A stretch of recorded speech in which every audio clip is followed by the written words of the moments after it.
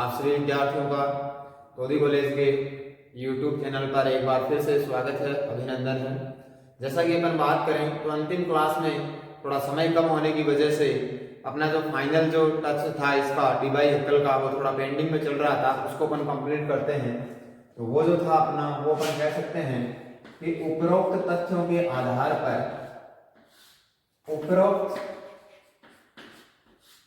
तथ्यों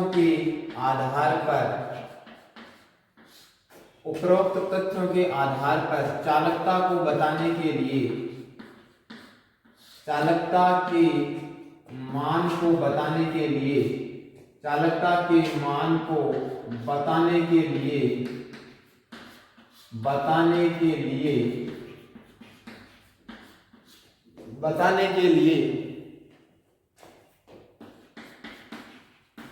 D by Hückel ने निम्न समीकरण प्रतिपादित की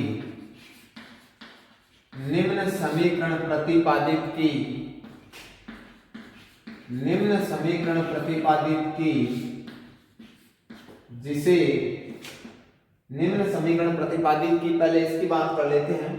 डी बाई हैकेल ने क्या समीकरण प्रतिपादित की? ये आपका log गामा प्लस माइनस, जिसे अपन बोलते हैं एक्टिविटी कोफिशिएंट, बराबर माइनस का a और ये z प्लस और ये z माइनस और ये आपका अंडर रूट म्यू अथवा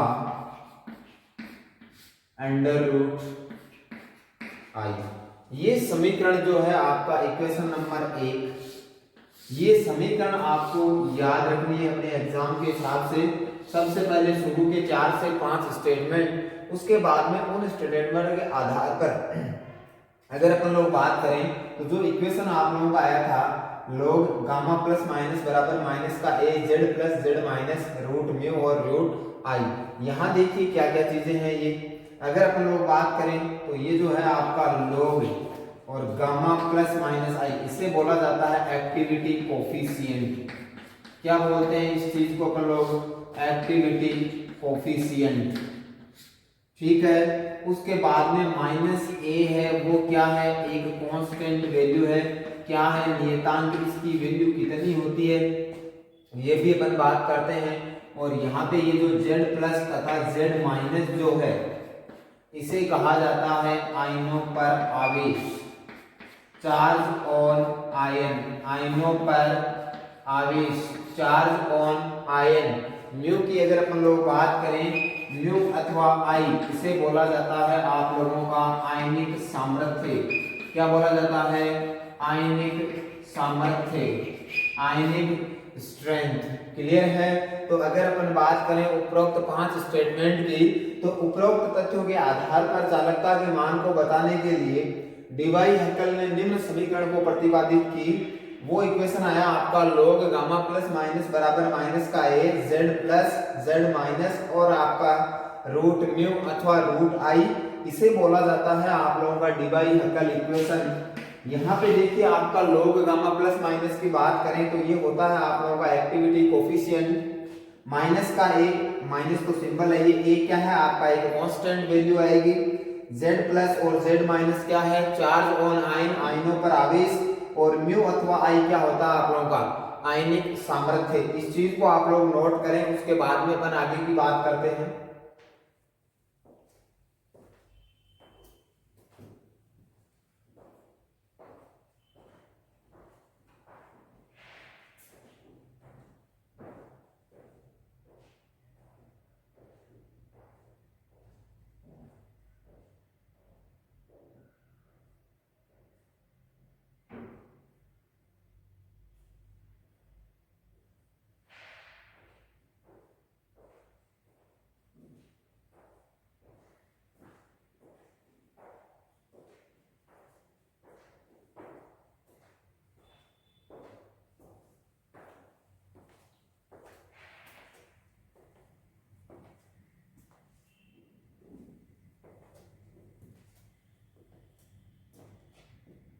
ये जो आपका इक्वेशन है ये कई बार आप लोगों का जो एग्जाम होता है उसमें सीधे तौर पे पूछा जाता है कि निम्न में से कौन सा डिबाई हक्कल समीकरण है।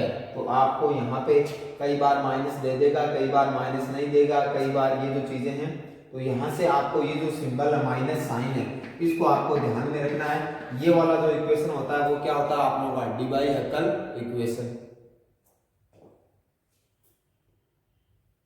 क्लियर है, आप लोगों ने उतार दिया होगा। आगे लिखिए आप लोग, यहां तक आप लोगों ने उतार दिया तो आगे लिखिए, उपरोक्त समीकरण को यदि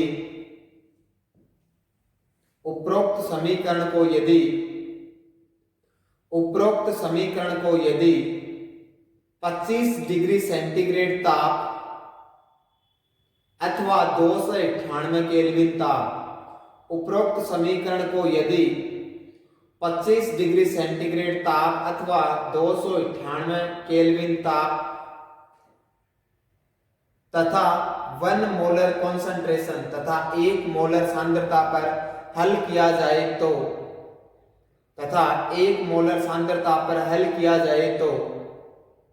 उपरोक्त समीकरण का निम्नलिखित रूप प्राप्त होता है। उपरोक्त समीकरण का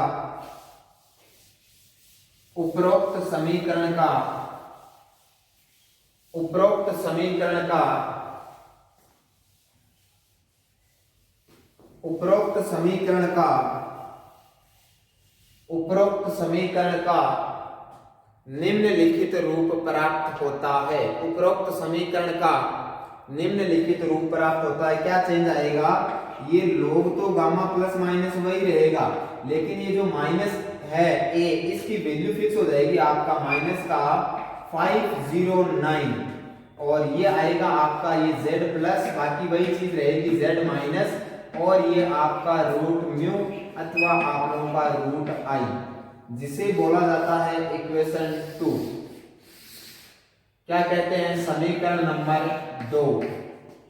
तो उतार लीजिए आप लोग समीकरण नंबर 2 कि यदि समीकरण 1 को 298 केल्विन ताप और 1 मोलर कॉन्सेंट्रेशन पे हल किया जाए तो ये जो नियतांक है इसकी वैल्यू आपको प्राप्त होती है, वो कितनी प्राप्त होती है, -0.50। इस चीज को आप लोग याद रखिएगा, क्योंकि यहाँ कंफ्यूजन होता है कि ये 0.059 था या क्या था, तो ये वैल्यू आती है माइनस का 0.509, एक की वैल्यू। ये भी कई बार आप लोगों से एग्जाम में पूछी जाती है, विशेष तौर से आपके जो एंट्रेंस एग्जाम होते हैं एमएससी के, उनमें कई बार आपके ये और ये जो 2 इक्वेशन है, यहाँ तक कि आपके जो कंपटीशन एग्जाम होते हैं गवर्नमेंट वैकेंसी से रिलेटेड, जहाँ केमिस्ट्री में इलेक्ट्रो आपके सिलेबस में शामिल होती है, तो वहां से आप लोगों को इनके बारे में पूछा जा सकता है। तो ये हुआ आप लोगों का कौन सा, डिबाई हक्कल थ्योरी, जिसमें से ये जो आपका इक्वेशन फर्स्ट और सेकंड है, इसे एक और नाम से जाना जाता है DHLL,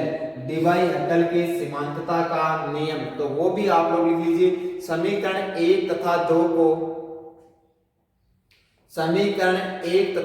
को डिबाई हक्कल सीमांतता का नियम, डिबाई हक्कल सीमांतता ब्रैकेट में लिखना है, डिबाई हक्कल लिमिटिंग लॉ, डिबाई हक्कल की सीमांतता का नियम ब्रैकेट में लिख लीजिए DHLL। कई बार क्या होता है, सीधा पूछ लेता है कि निम्न में से कौन से समीकरण DHLL की है।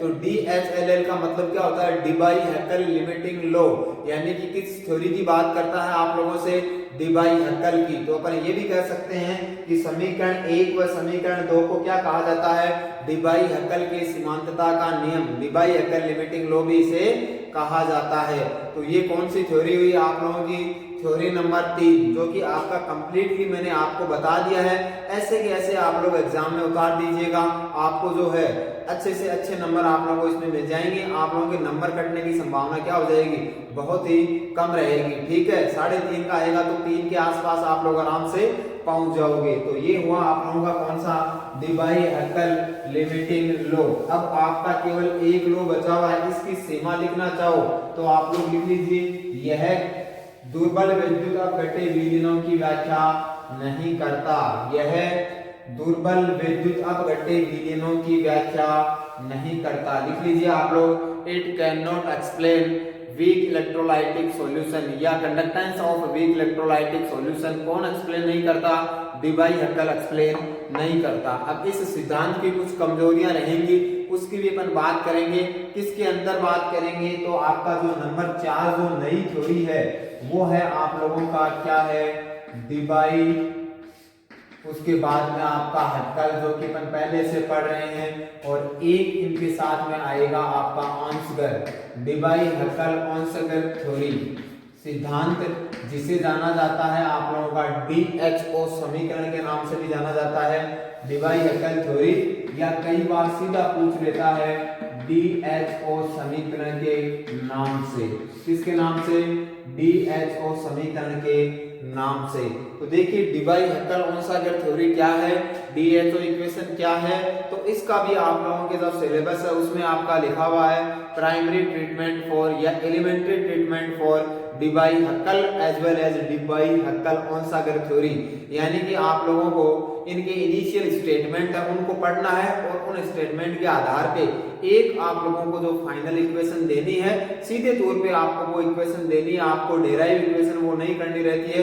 इनको डेराइव करने का काम होता है वो आप लोगों का एमएससी में होता है, जब इलेक्ट्रोकेमिस्ट्री वहां आपकी क्या होती है? शामिल होती है। अपने बीएससी में आपके सिलेबस में साफ साफ लिखा हुआ है कि डीबाई हैकल और डीबाई हैकल ऑन्सगर जो समीकरण है उसके बेसिक स्टेटमेंट आप बताइए, और फाइनल इक्वेशन है वो आप लोग वहां पे उतार दीजिए। बीएससी फाइनल ईयर के सेकंड ईयर के हिसाब से, सॉरी बीएससी सेकंड ईयर के हिसाब से ये काम आपका कंप्लीट हो जाएगा। तो क्या क्या थ्योरीज हैं अगर अपन लोग बात करें, तो ये जितनी भी थ्योरीज हैं वो किसके बारे में है?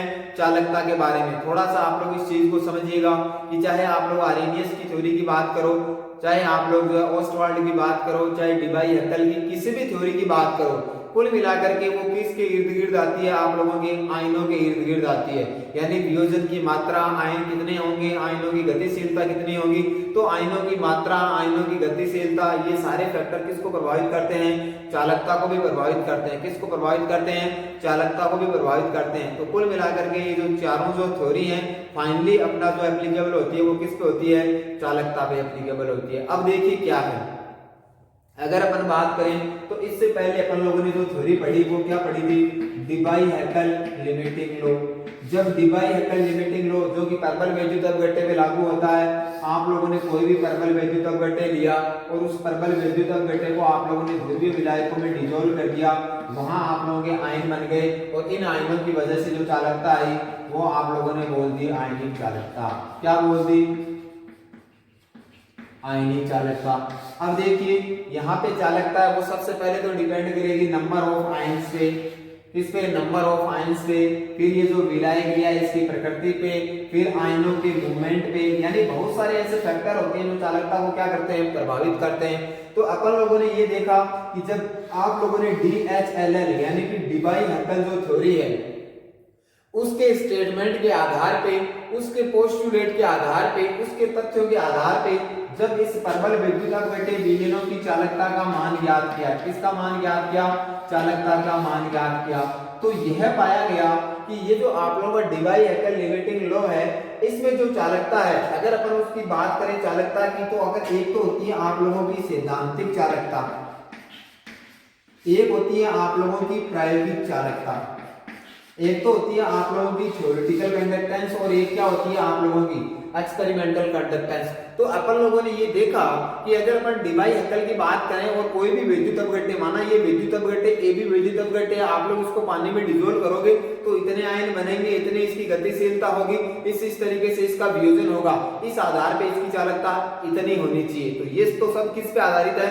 केवल बातों और सिद्धांतों पे आधारित है। लेकिन जब इसको अपन पानी में घोलेंगे और इसका जो कितनी कंडक्टेंस आएगी उसका मेजरमेंट करेंगे तो उस चालकता को अपन लोग क्या बोलेंगे? उसकी प्रायोगिक चालकता। तो जब अपन बात करते हैं सैद्धांतिक चालकता की और प्रायोगिक चालकता की on the basis of Debye Huckel law, Debye Huckel limiting law के आधार पे जब अपन लोगों ने परबल वैद्युत अपघट्य विलयनों की चालकता के मान को अपन लोगों ने ऑब्जर्व किया, जब उसकी सैद्धांतिक वैल्यू अपन ने अप्लाई की और प्रायोगिक वैल्यू को अप्लाई किया, तो इन दोनों के मान में क्या देखा गया? डिफरेंस देखा गया। इसका मतलब कुछ फैक्टर ऐसे हैं जिनको डीबाई हैक्कल लिमिटेड लो कंसिडर नहीं कर पाया, यानी कि चालकता को प्रभावित करने वाले कुछ कारक ऐसे रह गए जिनको डीबाई हैक्कल नहीं छू पाया, उन पहलू के बारे में वो बात नहीं कर पाया। तो उस पहलू को समझाने के लिए, यानी कि चालकता के मान में जो कमी आई, उस कमी को बताने के लिए डीबाई हैक्कल के साथ में एक नए साइंटिस्ट है जिसे कहा जाता है ऑनसागर, और इन तीनों ने मिलकर के एक नई इक्वेशन को प्रतिपादित किया और उस इक्वेशन में ये बताया कि ये फला फला वो फैक्टर है जिसकी वजह से जो आप लोगों की जो सैद्धांतिक चालकता थी और प्रायोगिक चालकता थी, इन दोनों के बीच में क्या आ रहा था, अंतर आ रहा था। अगर उस चीज को भी अपन लोग कंसिडर कर लेते तो वहां किसी प्रकार का कोई फर्क आप लोगों को देखने को नहीं मिलता। ये बेसिक बात है किसकी, आप लोगों की डीबाई हैक्कल ऑनसागर की। क्लियर है? तो सबसे पहले इसकी भूमिका की बात करें तो वो आप लोगों को आपको अपनी कॉपी में नोट करना पड़ेगा। तो सबसे पहले आप लोग हेडिंग डाल लीजिए डीबाई हैक्कल ऑनसागर थ्योरी अथवा डीबाई हैक्कल समीकरण। उसके बाद में अपन लोग इसकी बात करते हैं।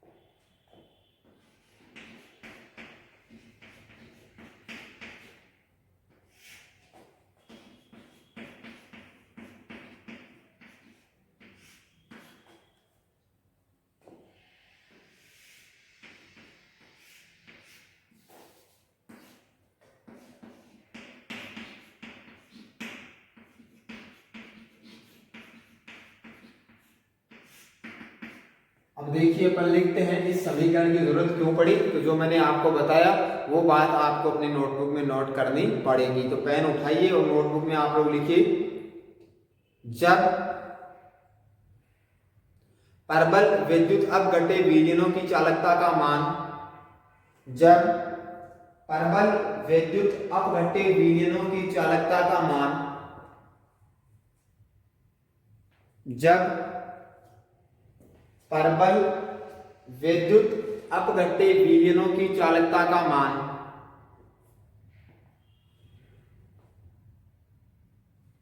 परबल विद्युत अपघट्य विलयनों की चालकता का मान डीबाई हैक्कल सिद्धांत के आधार पर ज्ञात किया गया तो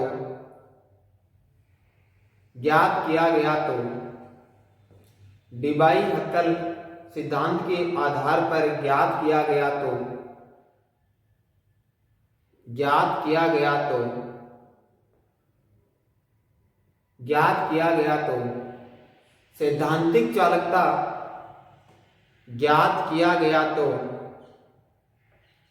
सैद्धांतिक चालकता तथा प्रायोगिक चालकता के मान में अंतर प्रेक्षित किया गया। सैद्धांतिक चालकता थ्योरेटिकल कंडक्टेंस तथा एक्सपेरिमेंटल कंडक्टेंस के बीच अंतर प्रेक्षित किया गया, डिफरेंस ऑब्जर्व किया गया, अंतर प्रेक्षित किया गया। मैंने ये लिखवाया है आप लोगों को कि डीबाई हैक्कल सिद्धांत के आधार पर जब परबल विद्युत अपघट्य विलयनों की सैद्धांतिक चालकता तथा प्रायोगिक चालकता का मान ज्ञात किया गया तो उनके मान में अंतर प्रेक्षित किया गया। इस अंतर को डीबाई तथा हैक्कल नहीं समझा पाए।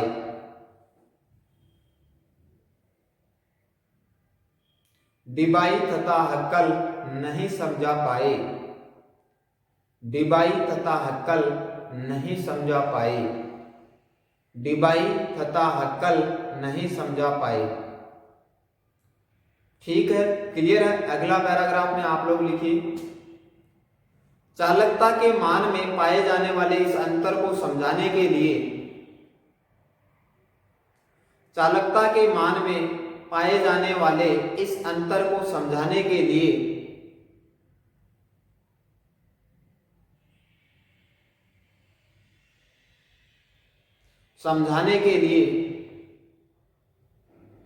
डिबाई हक्कल तथा ओंसागर ने मिलकर डिबाई हक्कल तथा ओंसागर ने मिलकर एक सिद्धांत प्रतिपादित किया जिसे DHO समीकरण के नाम से जाना जाता है, जिसे DHO डिबाई हक्कल ओंसागर इक्वेशन डिबाई हक्कल ओंसागर समीकरण के नाम से जाना जाता है।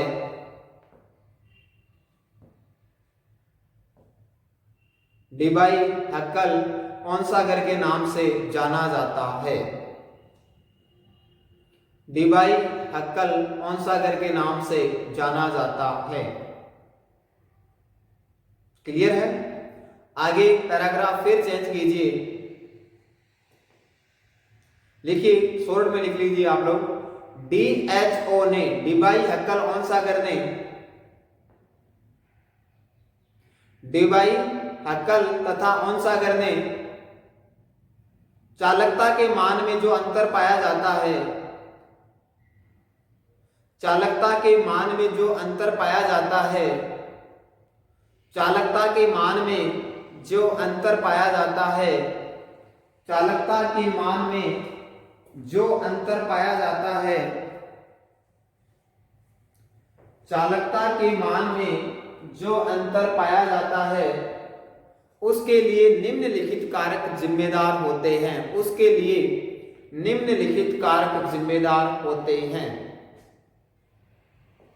उसके लिए निम्नलिखित कारक जिम्मेदार होते हैं। Following factors are responsible for the difference that is observe in between experimental and theoretical conductance. वो कौन कौन से फैक्टर हैं? वो 3 फैक्टर हैं आप लोगों का। एक असममितता का प्रभाव आएगा, एक आप लोगों का विद्युत कण संचलन आएगा, इलेक्ट्रोफोरेसिस, और एक आएगा आप लोगों का विस्कोसिटी। तो ये तीनों फैक्टर अपन अगली क्लास में डिस्कस करेंगे और इन तीनों फैक्टर पे बेस्ड आपका एक इक्वेशन आएगा जो चालकता के मान में जो अंतर पाया जाता है उसको आप लोगों से डिस्कस करेगा। उसके बाद में आप लोगों का जो विद्युत अपघट्य विलयनों की चालकता को समझाने के लिए जो सिद्धांत है वो पूरी तरीके से क्या हो जाएंगे, फिनिश हो जाएंगे। तो आज की क्लास का अपना टाइम हो गया है, आज के लिए इतना ही। मिलते हैं अपन लोग अगली क्लास में, तब तक के लिए आप सभी विद्यार्थियों का धन्यवाद।